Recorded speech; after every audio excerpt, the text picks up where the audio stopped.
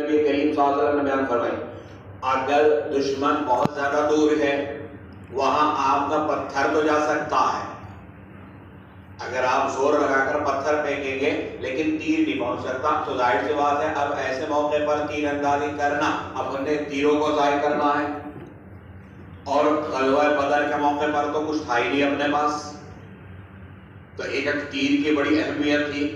تو اسی لیے نبی کریم صلی اللہ علیہ وسلم نے فرمایا اذا اثبوکم، جب وہ تمہارے قریب ہو، یعنی اتنا قریب ہو کہ وہ اس تیر کی زد میں ہو، تو اب تم اس کو تیر مارو، فرموہم بالنبل، اور واستبقوا نبلکم، اور دیکھو اپنے تیروں کو بچا کر رکھنا کہ اگر وہ بہت زیادہ دور ہے اور وہاں تک تیر پہنچ نہیں سکتا اور پھر بھی آپ جو تیر اندازی کرتے رہے تو اپنے تیروں کو ضائع کرنا اور برباد کرنا، دشمن کو تو کوئی نقصان نہیں پہنچے گا۔ اسی وجہ سے اگلے باب کے تحت جو روایات آ رہی اس میں یہ ہے کہ جب دشمن تمہارے بالکل نزدیک آ جائے تو اب تلوار نکال لو۔ تو گویا آپ صلی اللہ علیہ وسلم نے ترتیب بیان فرمائی کہ اگر وہ اتنا دور ہے کہ وہاں تک تیر نہیں پہنچ سکتا لیکن پتھر آپ کا پہنچ سکتا ہے تو پتھر سے حملہ کرو، اور اگر وہ اور قریب آ جائے تو اب تیر وہاں تک پہنچ سکتا ہے تو اب تیر سے حملہ کرو، اور اگر بالکل ہی قریب آ جائے اور آمنے سامنا ہو جائے تو اب ایسے موقع پر تلوار نکالو، تلوار کے ساتھ اس سے مقابلہ کرو۔ باب فی سلب السیوف عند اللقاء، جنگ کے وقت تلوار سوتنے کے بیان میں، تلوار نکالنے کے بیان میں، تلوار کھینچنے کے بیان میں۔ حدثنا محمد بن عیسیٰ قال حدثنا اسحاق بن نجیح وليس بالملطي عن مالك بن حمزة ابن ابي اسيد الساعدي عن ابي عن جدي قال قال النبي صلى الله عليه وسلم يوم بدر اذا اكثبوكم فرموهم بالنبل ولا تسلوا السيوف حتى يغشوكم۔ مالک ابن حمزہ اپنے باپ اور وہ اپنے دادا سے روایت کرتے ہیں، یعنی مالک ابن ربیعہ کی ہی روایت ہے یہ بھی۔ نبی کریم صلی اللہ علیہ وسلم نے بدر کے دن فرمایا کہ جب تمہارے قریب ہوں یعنی دشمن تو ان کو تیر مارو، اور تلوار مقصودو حتی یغشوکم، یہاں تک کہ وہ تمہارے قریب ہو جائیں، یعنی جب بالکل قریب آ جائے تو اب تیر اندازی کا کوئی فائدہ نہیں۔ فرض کیجئے جتنا میرے اور آپ کے درمیان فاصلہ ہے جو پہلے سب میں بیٹھے ہوئے، تو ظاہر بات ہے اتنے دور حملہ کرنے کے لیے تیروں کو چلانے کی ضرورت ہی نہیں ہے، تو اب تو تلوار نکالی جائے، تلوار کو سوتا جائے، تلوار سے مقابلہ کیا جائے۔ تو گویا آپ صلی اللہ علیہ وسلم نے یہاں پر ترتیب بیان کی، تو وَلَا تَسُلُّ السُّيُوفَ سے ترجمۃ الباب ثابت ہو جاتا ہے کہ اگر وہ تیر کی زد میں ہے تو تیر سے حملہ کرو، اور اگر اور زیادہ قریب آ جاتا ہے تو اب تلوار کے ساتھ مقابلہ کرو۔ باب فی المبارزہ، اس روایت کے اندر سند میں آپ دیکھیں کہ حدثنا اسحاق بن نجیح ولیس بالملطی، یہ وضاحت کیوں کی ہے؟ وضاحت اس لیے کی کہ اسحاق ابن نجیح نام کے دو شخص ہیں، ایک ہے اسحاق ابن نجیح ملطی اور دوسرے اسحاق ابن نجیح وہ ہیں کہ جن کو ملطی نہیں کہا جاتا۔ یہاں پر وضاحت کی ہے کہ اسحاق ابن نجیح وہ ہیں کہ جو ملطی نہیں ہیں، کیونکہ جو اسحاق ابن نجیح ملطی ہیں وہ ضعیف راوی، محدثین نے ان کی تکذیب کی ہے، تو یہاں جو اسحاق ابن نجیح ہیں وہ غیر ملطی، اسحاق ابن نجیح جو ملطی ہیں وہ یہاں پر مراد نہیں۔ باب فی المبارزہ، یہ باب مبارزت کے بیان میں۔ جنگ دو طریقے سے ہوتی ہے، ایک تو یہ کہ جماعت کا جماعت کے ساتھ مقابلہ ہو، ادھر بھی پوری فوج کی ایک جماعت اور ادھر بھی فوج کی ایک جماعت، تو پوری جماعت دوسری جماعت پر حملہ کرے، اور ایک یہ کہ اس جماعت میں سے ایک ایک آدمی نکل کر مقابلے پر آئے، اس کو کہتے ہیں مبارزت۔ اگر فرد کا فرد کے ساتھ مقابلہ تو اس کو کہتے ہیں مبارزت اگر باذن الامام، یعنی مثال کے طور پر ایمان والوں کا لشکر ہے اور ایمان والوں کے لشکر میں سے جو کمانڈر ہے، امیر ہے فوج کا، اس کی اجازت سے اگر کوئی آدمی دشمن کے مقابلے پر آئے، تنہا باہر نکلے اپنی جماعت میں سے اور کہ ہے کوئی میرے مقابلے میں، تو اگر یہ مبارزت امیر کی اجازت سے ہے تب تو پھر اتفاق جائز ہے، اور اگر امیر کی اجازت سے نہیں تو امام احمد اس کو جائز قرار نہیں دیتے، لیکن امام احمد کے علاوہ حنفیہ اور شافعیہ اور جمہور کہتے ہیں کہ مبارزت چاہے باذن الامام ہو یا بغیر اذن الامام ہو جائے، کیونکہ جو روایت آپ کے سامنے آئے گی اس میں کچھ صحابہ کا نبی کریم صلی اللہ علیہ وسلم کی اجازت سے مبارزت کے طور پر نکلنا وہ بھی ثابت ہے، اور کچھ انصاری نوجوان کا بغیر حضور کی اجازت کے مبارزت کے طور پر نکلنا وہ بھی ثابت ہے، اور حضور صلی اللہ علیہ وسلم نے کوئی نکیر نہیں کی کہ تم نے یہ کیا کیا، اور نبی کریم صلی اللہ علیہ وسلم کے سامنے کوئی عمل کیا جائے اور آپ خاموشی اختیار فرمائے تو یہ بھی آپ کی تائید ہے۔ تو اگر یہ کہ مبارزت باذن الامام ہو یا مبارزت بغیر اذن الامام، جمہور کے یہاں دونوں جائز، امام احمد کے یہاں اگر بغیر اذن الامام ہے تو وہ جائز نہیں ہے، حسن بصری کے یہاں مطلقاً مبارزت جائز ہے، وہ اس کو مکروہ قرار دیتے ہیں۔ حسن بصری کے یہاں مطلقاً مبارزت چاہے باذن الامام ہو یا بغیر اذن الامام۔ ابن قدامہ نے یہ کہا کہ مبارزت کی 3 صورتیں ہیں، مستحب، مباح، مکروہ۔ ایک صورت ہے مستحب، دوسری ہے مباح اور تیسری ہے مکروہ۔ مستحب یہ ہے کہ اگر کافر کی طرف سے کوئی، کفار کی طرف سے کوئی کافر سامنے نکل کر آتا ہے اور چیلنج کرتا ہے من یبارز، کون ہے میرے مقابلے پر آنے والا، اب مسلمانوں کی جماعت میں سے ایک آدمی اس کے مقابلے پر نکلے، لیکن وہ آدمی شجاع ہو، بہادر ہو، طاقتور ہو اور امام کی اجازت سے نکلے، تو اس کا یہ نکلنا مستحب۔ تو چیلنج کس کی طرف سے ہوا؟ کفار کی طرف سے ہوا، تو اس کے مقابلے پر اگر امام کی اجازت سے کوئی مسلمان نکلتا ہے اور وہ مسلمان طاقتور ہے، بہادر ہے، تو پھر یہ مبارزت مستحب ہے۔ دوسری صورت کہ مسلمانوں کے فوج میں سے کوئی مسلمان کفار کو چیلنج کرنے کے لیے باہر نکلتا ہے، کوئی میرے مقابلے پر آنے والا، اور یہ مسلمان طاقتور ہے، بہادر ہے، مباح۔ اور اگر مسلمانوں کی جماعت میں سے یہ جو سامنے 2-3 بیٹھے ایسا نکل کر آ گیا، ہے کوئی تم میں سے مقابلہ کرنے والا، مکروہ ہے، کیونکہ یہ تو دھوپ میں اڑ جائے گا۔ جیسے ایک لطیفہ ہے، ایک صاحب باہر راستے میں سے گزر رہے، اوپر سے کسی نے دال ڈال دی، اب انہیں تو بڑا غصہ آیا، خوب چیخے چلائے کون ہے، باہر آ نکل، تو جیسے اوپر سے جو ہے ایک آدمی نے کھڑکی کھولی اور جہاں کبھی کیا بات ہے نیچے آیا۔ اب جب وہ نیچے آیا تو وہ بہت لہیب شہید، تو اب تو ان کی ہوا سے رکھ گئی، کہنے کیا بات ہے، کہنے میں پوچھ رہا تھا دوبارہ کب پھینکیں گے۔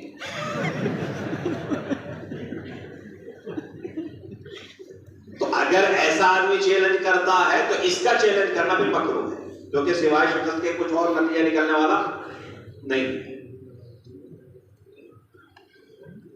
حدثنا هارون بن عبد الله حدثنا عثمان بن عمر حدثنا اسرائيل عن ابي اسحاق عن عائشة بن مضرب عن علي قال تقدم یعنی عتبہ بن ربیعہ وتبعہ ابنہ واخوہ فنادى من یبارک.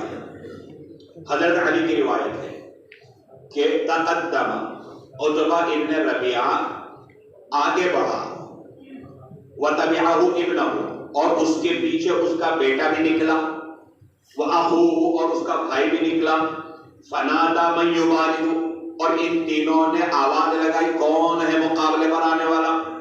فانتدب له شباب من الانصار چند انصاری نوجوان آگے نکلے. فقال من انتم ان کفار عتبہ ابن ربیعہ اور اس کے بیٹے اور بھائی نے کہا من انتم تم کون ہو. فاخبروه یہ جو کہ انصاری تھے تو انہوں نے اپنا پورا شجرہ بتایا کہ ہم فلاں ہیں فلاں کے بیٹے ہیں اور فلاں خاندان سے تعلق رکھتے ہیں. فقال لا حاجۃ لنا فیکم ان تین کفار عتبہ بن ربیعہ وغیرہ انہوں نے کہا ہمیں تمہاری ضرورت نہیں ہمیں تم سے نہیں لڑنا. انما اردنا بنی عمنا ہمیں تو اپنے چچا کے بیٹوں یعنی اپنے خاندان قریش کے لوگوں سے لڑنا ہے ان میں سے کوئی ہمارے مقابلے پر آئے. فقال نبی صلی اللہ علیہ وسلم قم یا حمزہ قم یا علی قم یا عبیدہ بن الحارث. نبی کریم صلی اللہ علیہ وسلم فرمایا حمزہ اٹھو علی اٹھو عبیدہ اٹھو. فاقبل حمزہ الی عتبہ حضرت حمزہ عتبہ کی طرف آگے بڑھے اور آگے بڑھنے کا مطلب یہ ہے کہ جہنم میں پہنچا دیا. واقبلت الی شیبہ راوی جو کہ حضرت علی ہے تو حضرت علی کہتے ہیں میں شیبہ کی طرف بڑھا اسے بھی پہنچا دیا. واختلف بین عبیدہ والولید ضربتان عبیدہ اور ولید کے درمیان مار پٹائی ہوئی. فاسخن کل واحد منهما صاحبه ان میں سے ہر ایک نے اپنے ساتھی کو زخمی کر دیا. ثم ملنا علی الولید جو کہ حضرت حمزہ اور حضرت علی اپنے اپنے حصے میں آئے ہوئے کو نمٹا چکے تھے خالی ہو گئے ہاتھ میں کھجلی شروع ہو گئی تو کہنے لگے ہم متوجہ ہوئے ہم مائل ہوئے ولید کی طرف جو کہ یہی بچا تھا. فقتلنا اس کو بھی ہم نے جہنم میں پہنچا دیا. واحتملنا عبیدہ اور حضرت عبیدہ جو زخمی ہو گئے تھے ان کو ہم نے میدان جنگ سے اٹھا لیا. اس روایت کا حاصل یہ کہ حضرت علی فرماتے ہیں کہ عتبہ ابن ربیعہ اور اس کا بیٹا ولید ابن عتبہ اور اس کا بھائی شیبہ ابن ربیعہ عتبہ ابن ربیعہ اس کا بھائی شیبہ ابن ربیعہ اور بیٹا ولید ابن عتبہ یہ تینوں کفار کی فوج میں سے آگے نکلے. اسی سے ترجمہ الباب ثابت ہو جاتا ہے. اور انہوں نے چیلنج کیا من یبارک کون ہے ہمارے مقابلے پر آنے والا. انہی کے چیلنج کو تین انصاری نوجوان عبداللہ ابن رواحہ معوذ ابن عفرہ ان حضرات نے ان کے چیلنج کو جن میں ایک عبداللہ ابن رواحہ ہے اور ایک عفرہ کے دو بیٹے ہیں ایک معوذ اور دوسرے معاذ انہوں نے ان کے چیلنج کو قبول کیا. فقال من انتم جب یہ سامنے آئے تو کہنے بھائی تم کون ہو تمہیں تو ہم نہیں جانتے. انہوں نے بتلایا کہ ہم مدینہ کے رہنے والے ہم انصار ہیں اور ہم فلاں کے بیٹے اور فلاں اپنا پورا خاندان وغیرہ کے بارے میں انہوں نے بتلایا. کہنے لگے نہیں تم سے نہیں لڑنا ہمیں تو اپنے قریش خاندان کے لوگوں سے لڑنا ہے بنو عمینا اپنے چچا کے بیٹوں سے. یعنی اگر عرب کے اندر یہ تھا کہ اگر کوئی بڑا ہے تو اس کو کہتے تھے کہ چچا اور اگر برابر کے رشتے کا ہے تو اس کو کہتے تھے کہ یہ ابن العم یعنی چچا زاد بھائی اور اگر چھوٹا ہے تو ابن الاخ بھتیجا. تو یہاں بنو عمینا کہ ہمیں تو اپنے چچا کے بیٹوں سے یعنی خاندان قریش کے لوگوں سے لڑنا ہے اپنوں سے لڑنا ہے تمہارے سے نہیں لڑنا. جب انہوں نے یہ بات کہی تو نبی کریم صلی اللہ علیہ وسلم اور صحابہ چونکہ یہ ساری چیز دیکھ رہے تھے اور سن رہے تھے تو نبی کریم صلی اللہ علیہ وسلم نے حضرت حمزہ حضرت علی اور حضرت عبیدہ تینوں کو کہا اٹھو نکلو. چنانچہ حضرت حمزہ رضی اللہ تعالیٰ عنہ عتبہ کی طرف بڑھے اور اس کو نمٹایا. حضرت علی جو ہے شیبہ کی طرف بڑھے اسے نمٹایا. حضرت عبیدہ اور ولید کے درمیان گھمسان کی لڑائی ہوئی، دونوں نے ایک دوسرے کو زخمی کر دیا۔ حضرت حمزہ اور حضرت علی جو ہے پھر ولید کی طرف متوجہ ہوئے اور انہوں نے اس کو نمٹا دیا۔ یہاں پر تو یہ ہے کہ حضرت حمزہ عتبہ کی طرف اور حضرت علی شیبہ کی طرف پڑھے اور حضرت عبیدہ ولید کی طرف پڑھے۔ بخاری کے اندر جو روایت ہے اس میں یہ کہ حضرت علی نے ولید کو نمٹایا، وہ ولید کی طرف پڑھے، اور حضرت عبیدہ شیبہ کی طرف پڑھے اور دونوں نے ایک دوسرے کو زخمی کر دیا۔ بعد میں شیبہ کو حضرت علی اور حضرت حمزہ نے نمٹایا۔ سند کے اعتبار سے ابو داؤد کی روایت صحیح ہے، اور حال کے اعتبار سے بخاری کی جو روایت قسطلانی کے حوالے سے ہے وہ روایت صحیح معلوم ہوتی ہے۔ وجہ اس کی یہ ہے کہ حضرت عبیدہ رضی اللہ تعالی عنہ یہ بھی بڑی عمر کے تھے اور شیبہ یہ بھی بڑی عمر کا تھا، اور ادھر حضرت علی اور حضرت حمزہ، اور ان کے مقابلے پر ولید اور عتبہ یہ اتنے بوڑھے نہیں تھے۔ تو بظاہر معلوم ہوتا ہے کہ حضرت علی کا پہلے تو مقابلہ ہوا وہ ولید سے ہوا، اور اس کو نمٹانے کے بعد پھر شیبہ کی طرف پڑے ہوں گے جو عبیدہ کے مقابلے میں۔ تو غزی کہ یہاں پر اس روایت سے معلوم ہوتا ہے کہ مبارزت جائز ہے، اگر بھی اتنی امام ہو تو کوئی اختلاف نہیں سوائے حسن بصری کے، اور اگر بغیر امام کی اجازت کے ہو تو امام احمد اس میں اختلاف کرتے ہیں۔ اسی طرح دوسرا مسئلہ یہ کہ اگر مبارز اپنے دشمن سے مقابلہ کرنے میں فرض کرو کمزور پڑ جائے تو آیا اس کی مدد کی جا سکتی ہے یا نہیں کی جا سکتی؟ بعض حضرات مبارز کے مدد کرنے کو مکروہ قرار دیتے ہیں، جیسے سحنون مالکی، امام اوزاعی، لیکن جمہور اس کو جائز قرار دیتے ہیں اور استدلال میں اسی روایت کو پیش کرتے ہیں۔ یہاں پر دیکھیں حضرت عبیدہ کے مقابلے میں جو کافر تھا جب یہ اس کو نمٹانے میں کمزور پڑ گئے اور دونوں نے ایک دوسرے کو زخمی کر دیا تو حضرت علی اور حضرت حمزہ نے مل کر ان کے مقابلے پر جو دشمن تھا اس کو نمٹایا۔ تو اس کا مطلب یہ ہے کہ مبارز کی مدد کرنا جائز ہے۔ باب فی النہی عن المثلۃ، یہ باب مثلث ممانعت کے بیان میں۔ حدثنا محمد بن عیسیٰ وزیاد بن ایوب قال حدثنا حشیم قال اخبرنا مغیرۃ عن شباک عن ابراہیم عن حلی بن نویلۃ عن علقمۃ عن عبد اللہ قال قال رسول اللہ صلی اللہ علیہ وسلم اعف الناس قتلۃ اہل الایمان۔ حضرت عبداللہ کی روایت ہے نبی کریم صلی اللہ علیہ وسلم نے فرمایا اعف الناس قتلۃ اہل الایمان، ایمان والے قتل کرنے میں لوگوں میں زیادہ نرم دل ہیں، زیادہ عفیف ہیں۔ دوسری روایت حدثنا محمد بن المثنى حدثنا معاذ بن هشام قال حدثني ابي عن قتادة عن الحسن عن الهيان بن عمران ان عمران ابق له غلام، حضرت عمران کا غلام بھاگ گیا، فجعل لله عليه لئن قدر عليه ليقطعن يده، انہوں نے اللہ کی قسم کھا لی اس کے اوپر کہ اگر اس کے اوپر قادر ہو گیا یعنی غلام کو پکڑ لیا تو اس کا ہاتھ کاٹ ڈالوں گا۔ فارسلنی، حیاج کہتے ہیں کہ عمران یعنی میرے ابا نے مجھے بھیجا لاسأل له، تاکہ میں ان کے لیے مسئلہ دریافت کروں۔ فاتیت سمرۃ بن جندب، میں سمرہ ابن جندب کے پاس آیا، فسألته، ان سے مسئلہ پوچھا۔ فقال كان رسول الله صلى الله عليه وسلم يحثنا على الصدقة وينهانا عن المثلة، انہوں نے فرمایا کہ نبی کریم صلی اللہ علیہ وسلم ہمیں صدقے پر ابھارتے تھے اور مثلہ سے منع فرماتے تھے۔ فأتيت عمران بن حسین، حیاج کہتے ہیں کہ میں عمران ابن حسین کے پاس آیا، فسألته، ان سے میں نے مسئلہ پوچھا۔ فقال كان رسول الله صلی اللہ علیہ وسلم يحثنا على الصدقة وينهانا عن المثلة، انہوں نے بھی بات فرمائی کہ نبی کریم صلی اللہ علیہ وسلم ہمیں صدقہ پر ابھارتے تھے اور مثلہ سے منع فرماتے تھے۔ مثلہ آپ کو معلوم ہے کہ ناک، کان کاٹنے کو اور آنکھیں پھوڑنے کو، یعنی مردہ کی حیت بدلنے کو مصلح کہا جاتا ہے، اس کو شکل سے بد شکل کرنے کو مصلح کہا جاتا ہے۔ اس باب کے تحت جو روایات ہے ان سے مصلح کرنے کی ممانعت معلوم ہوتی ہے۔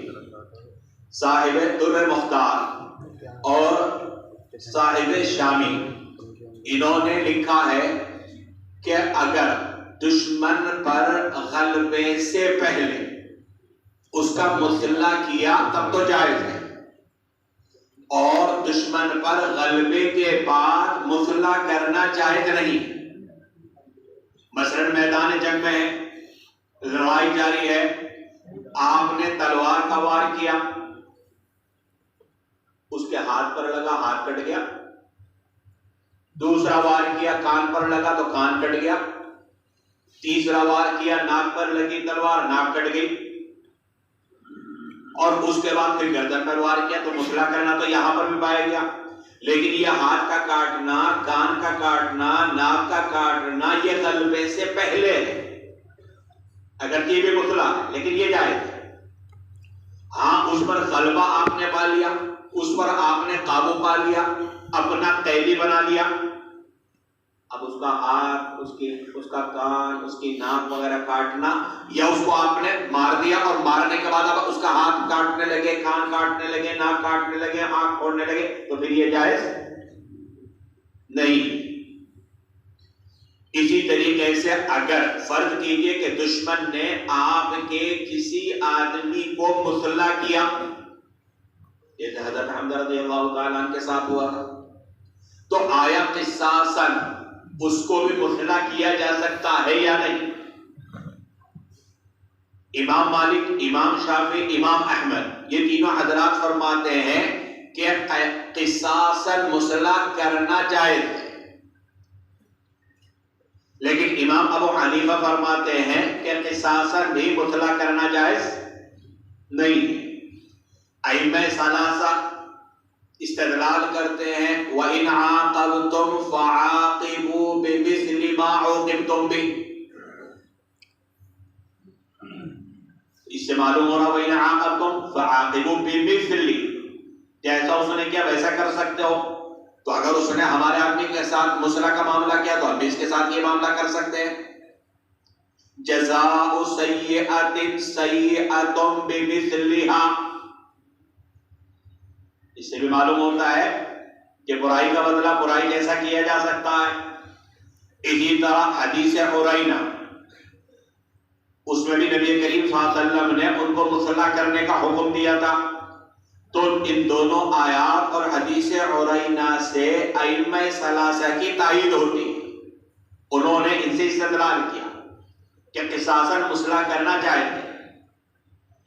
لیکن امام ابو حنیفہ کہتے ہیں جو قرآن کی آیت ہے وَكَتَبْنَا عَلَيْهِمْ فِيهَا أَنَّ النَّفْسَ بِالنَّفْسِ، اس میں قصاصاً نفس جان لینے میں تو مماثلت کو بیان کیا، لیکن جان لینے کے طریقے میں مماثلت کو بیان نہیں۔ فرض کیجئے کہ اگر کسی آدمی نے کسی مسلمان کو ڈنڈے مار کر قتل کر دیا، 50 ڈنڈے مارے اور وہ مر گیا، تو کیا قصاصاً اس کو بھی 50 ہی ڈنڈے مارے جائیں؟ تلوار سے گردن اڑائی جائے، نفس کے بدلے میں نفس ہے، لیکن اس قتل کا جو طریقہ ہے اس میں مماثلت مراد نہیں۔ اسی طریقے سے اس باب کے تحت جو دو روایات ہیں یا اور بھی روایات ہیں وہ بھی امام ابو حنیفہ کا مستدل ہے، کیونکہ جو دوسری روایت ہے اس میں صراحتاً اور اس روایت میں اشارتاً مصلح کی ممانعت معلوم ہوتی ہے۔ اب رہ گئی قرآن کریم کی آیت وَإِنْ عَاقَبْتُمْ اور جزاء سیئۃ سیئۃ بمثلھا، احناف کی طرف سے جواب یہ ہے کہ جناب علی یہاں پر نفس جان لینے میں مماثلت مراد ہے، جان لینے کے طریقے میں مماثلت مراد نہیں ہے، لہذا ان روایات سے استدلال کرنا درست نہیں۔ رہ گیا حدیث عرینہ کا معاملہ، اس کے مختلف جوابات دیے گئے۔ ایک جواب تو یہ ہے کہ ان لوگوں نے مختلف جرائم کیے، ایک تو یہ کہ مرتد ہو گئے، دوسرے حضور صلی اللہ علیہ وسلم کے چرواہوں کو انہوں نے نہ صرف قتل کیا بلکہ ان کا مسئلہ کیا اور اونٹ بھی لے گئے. تو انہوں نے چونکہ مختلف جرائم کے، اسی وجہ سے نبی کریم صلی اللہ علیہ وسلم نے ان کو مسلح کیا. تو گویا وہ ان کا مخصوص معاملہ تھا. تو اس کی وجہ سے آپ یہ کہیں کہ ہر اس موقع پر، یعنی اس کے علاوہ اور دوسرے مواقع کے اوپر بھی قصاصاً مسلح کیا جا سکتا ہے، تو اس سے آپ کا استدلال کرنا تھا اس نے. دوسرا جواب یہ ہے کہ عرینہ کے لوگوں کو مسلح کرنا سیاستاً تھا، مصلحتاً تھا.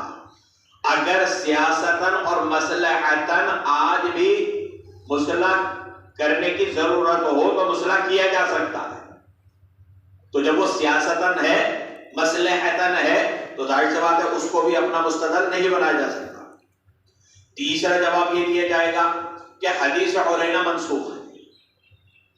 بعض حضرات نے بیان کیا کہ وہ جو واقعہ پیش آیا تھا حدود سے متعلق احکام کے نزول سے پہلے کا ہے، اور جب حدیث عرینہ منسوخ ہے تو وہ قابل استدلال نہیں ہے، اس کو اپنا مستدل بنانا تھا اس نے.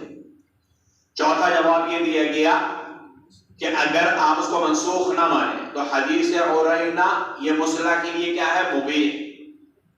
اور یہاں جو روایات ہیں وہ مسلح کے لیے کیا ہے؟ محرم. اور محرم اور مبیح جب دونوں جمع ہو جاتی ہیں اور دونوں میں تعارض ہوتا ہے تو محرم کو ترجیح دی جاتی ہے. تو اس سے بھی معلوم ہوتا ہے کہ قصاصاً بھی مسلح کرنا جائز نہیں. یہاں پر ایک سوال یہ پیدا ہو سکتا ہے کہ مثال کے طور پر ایک آدمی کسی شخص کا ہاتھ کاٹا، دوسرے شخص کا کان کاٹا، تیسرے شخص کی ناک کاٹی. اب یہ پکڑ میں آ گیا تو اب فرض کیجئے کہ اس کا پہلے آدمی کا ہاتھ کاٹنے کی وجہ سے ہاتھ کاٹا جائے گا، اور جب زخم اچھا ہو جائے گا تو کان کٹے گا، جب زخم اچھا ہو جائے گا تو ناک کٹے گی. یہ بھی تو مسلح کرنا ہوا، اور آپ کہہ رہے ہیں کہ مسلح کرنا جائز نہیں. تو اس کا جواب یہ ہے کہ یہاں پر جو مسلح کرنا پایا گیا یہ ضمناً ہے، قصداً نہیں. ظاہر سی بات ہے جس کا ہاتھ کٹا تو ہاتھ کے بدلے میں تو ہاتھ ہی کٹے گا نا، کان کے بدلے میں کان کٹے گا. تو چونکہ اس کے جرائم مختلف ہیں تو شکلاً تو یہ مسلح ہے، ضمناً مسلح ہے، لیکن قصداً مسلح کرنا نہیں ہے. اسی طریقے سے میدان جنگ کے اندر آپ نے اس پر حملہ کیا تو ہاتھ کٹ گیا، پھر دوبارہ حملہ کیا تو کان کٹ گیا، دوبارہ حملہ کیا تو ناک کٹ گئی. تو یہاں پر بھی غلبے سے پہلے یہ مسلح کرنا پائے گیا اور یہ جائز ہے.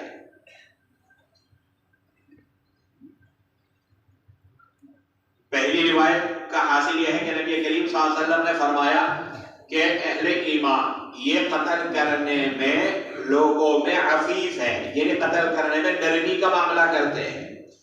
حضور اکرم صلی اللہ علیہ وسلم کی تعلیم یہ ہے کہ قتل کرنے میں بھی ایسا نہیں کہ آپ بے دردی سے ماریں، بلکہ اس طریقے پر کہ اس کو زیادہ تکلیف نہ ہو. اسی وجہ سے قربانی کے موقع پر حضور صلی اللہ علیہ وسلم کی تعلیم کیا ہے کہ جانور کو ذبح کرو تو چھری تیز ہونی چاہیے، ایسا نہ ہو کوئی چھری ہو اور اس کو بہت زیادہ ایذا پہنچے، وہ تڑپنے لگے. تو اہل ایمان قتل کرنے میں بھی نرمی کا معاملہ کرتے ہیں، اور نرمی کا معاملہ کرنے کے اندر مسلح نہ کرنا بھی داخل ہے. تو اگرچہ یہاں پر صراحتاً مسلح کرنے کو بیان نہیں کیا گیا، لیکن قتل کرنے میں نرمی کے اندر مسلح نہ کرنے کی طرف اشارہ ہے. تو اس اعتبار سے یہ روایت بھی ترجمۃ الباب کے مطابق ہے. دوسری روایت حیاج ابن عمران یہ کہتے ہیں کہ میرے والد عمران کا غلام بھاگ گیا، انہوں نے قسم کھا لی کہ اگر وہ پکڑ میں آ گیا تو میں اس کا ہاتھ کاٹوں گا. اب قسم کھا تو لی، اور یہ بھی مسئلہ معلوم ہے کہ جو میں نے نظر مانی ہے پورا بھی کرنا پڑے گا، اور اس کا ہاتھ کاٹوں گا تو ایذا پہنچانا ہوگا ایک مسلمان کو، اور یہ جائز نہیں۔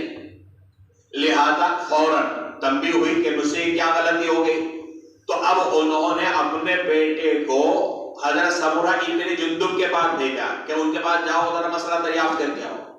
یہ وہاں پر گیا اور جا کر مسئلہ دریافت کیا تو انہوں نے کہا کہ نبی کریم صلی اللہ علیہ وسلم ہمیں صدقے پر ابھارتے تھے اور مصلح کرنے سے منع فرماتے۔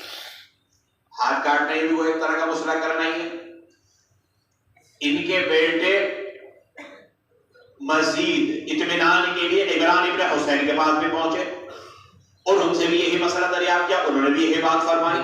تو اگر یہ کہ اس روایت کے اندر صراحتاً معلوم ہوتا ہے کہ نبی کریم صلی اللہ علیہ وسلم نے مصلح کرنے سے منع فرمایا، تو اسی وجہ سے یہ روایت کے ترجمۃ الباب کے مطابق